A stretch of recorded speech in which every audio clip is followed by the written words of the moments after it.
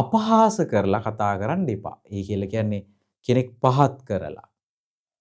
කෙනෙක් මේ ඔයාට ඒක තේරෙන්නේ ඔයාට ඒ ඔච්චර දැනුමක් නැහැ. ඔයා කොහෙද එව්ව දන්නේ? මෙන්න මේ වගේ වචන තියෙනවා. දැන් අපි ගත්තොත් ඔයා ඒක ඉගෙනගෙන නැහනේ. ඔයාට ඒක තේරෙන්නේ නැහැ. ඔයා ඒ ඉස්කෝලේට ගිහිල්ලා නැහනේ. ඔයා කැම්පස් ගියේ නැහනේ. ඔයාට සල්ලි වල වටිනාකම තේරෙන්නේ නැහනේ.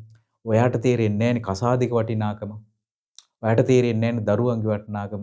ඒ වගේ අර ඔහුට තියෙන මේ නොතේරුම්කම් පහත් කරලා කතා කරනවා.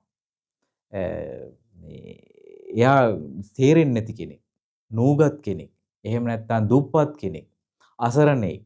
එහෙම නැත්නම් පවුලක් නැති කෙනෙක් කියලා අපි අර පහත් කරලා කතා කරන්න එපා. සමහරට ඒක අපි ඒක නොහිතා තමයි කියන්නේ. නමුත් ඒකෙන් විශාල මානසික මේ වශයෙන් එයාට හිත රිදීමක් ඇති වෙනවා. එතකොට මේ මිනිස්සු අපිව ප්‍රතික්ෂේප කරනවා.